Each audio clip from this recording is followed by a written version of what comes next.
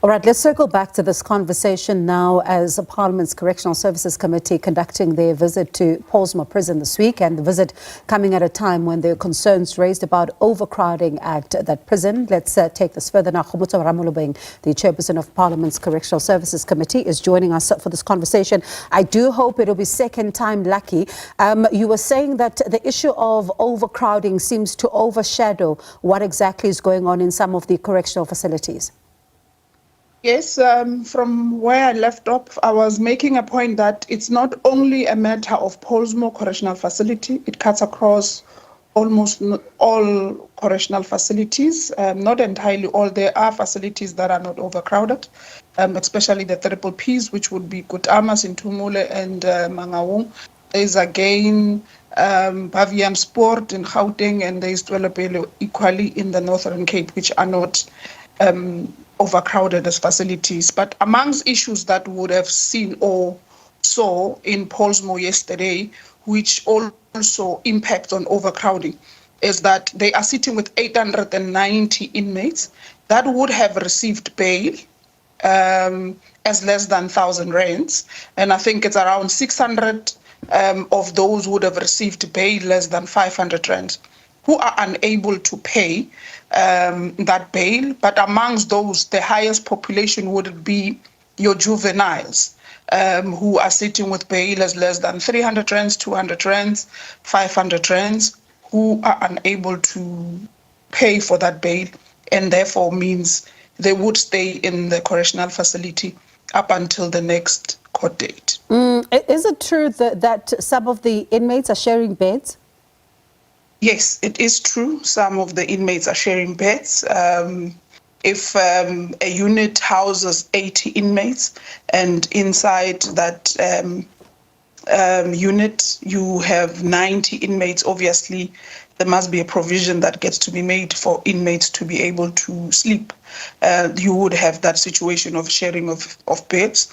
We've gone to Goodwood the last time, I think sometime last year, where they would have made an exception of combining the beds so that the middle part can be used by an inmate to sleep in. So those are serious issues that we were faced with yesterday when we did the oversight in Pollsmoor. And one would then wonder as to how then do you begin to move forward, and when you're engaging with some of the officials there in order to try and find solutions to this, because the issue of overcrowding is one that we've been talking about for quite a long time now, and it seems that there is no resolution in sight though. Look, we must understand first that the Correctional Services is an end-user department. It receives, based on the court order from the Justice Department, that it must house Kgomotso, Bongiwe, and Zoleka in a correctional facility. So it has no standing to decide to the courts and say, we are unable to take any more, we're overcrowded.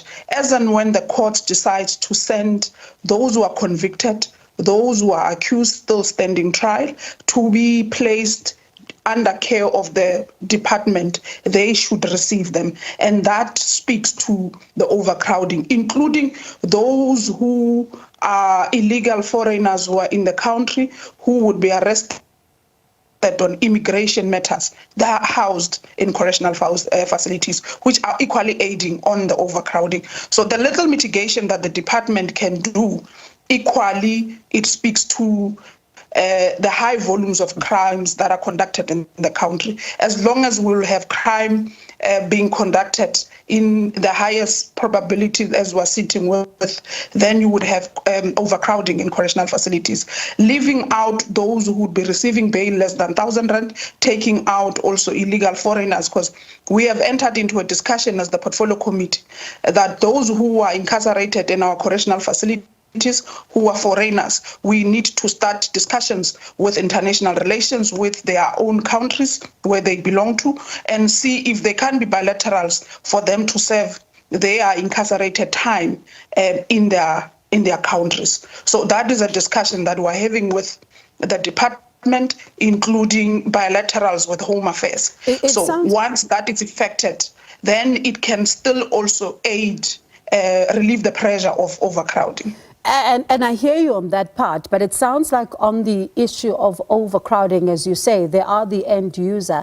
You are conducting this oversight, but ultimately there's nothing that can be done, if I'm hearing you correctly. Or are you going to be meeting to try and see, on top of what you're suggesting now, with the people who are in South Africa, South Africans who are being arrested, as to what then can be done to ease the pressure? Yes, those are discussion, but remember equally our oversight does not only speak to overcrowding, it speaks to infrastructural issues in the facilities, it speaks to whether inmates are being treated in a humane manner. Even though they're incarcerated, they still need to be treated in a humane manner because of they equally have rights. So those are forming part of the oversight work. So it's not necessarily the overcrowding. We know as the portfolio committee where we're sitting that the department is facing a high number of overcrowding. Hence, we have also opted to say we need to have a joint portfolio committee with the portfolio committee of justice and see if there can be discussion between the justice system and the correctional department, and to see if those who have minor cases, like your shoplifting, those little minor cases, if they can be something that gets to be done to ease the pressure, including the foreign national discussion, including those who are incarcerated in correctional facilities who have mental issues.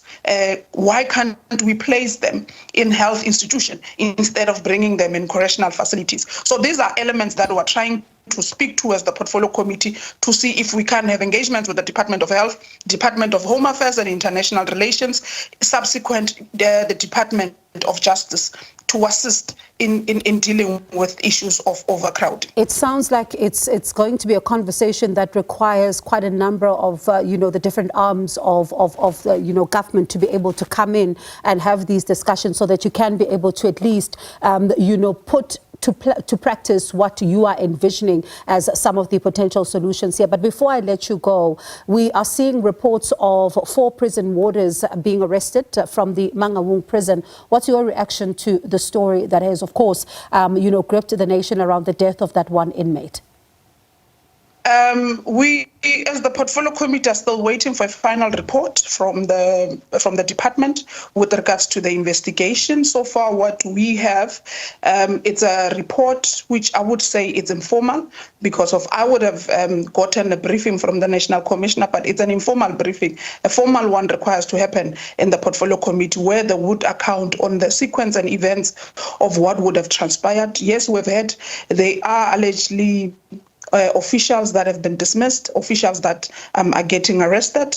As soon as we get that report, we will then share our reflection as the portfolio committee on remedial actions that the department ought to take. But again, on that matter of Mangaung, it's still also due to courts, because the department would have last year issued a letter to terminate the contract with G4S to operate in that facility, and they took the department to court.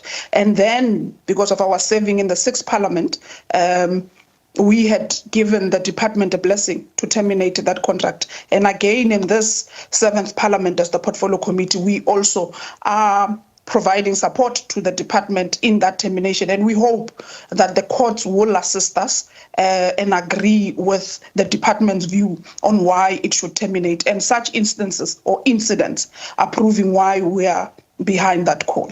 All right, thank you so much for your time. And of course, we'll wait then for you to receive that formal briefing and then get to have some of your reflections. But I appreciate you making time for us. That was Kgomotso Ramolobeng, Chairperson of Parliament's Correctional Services Committee.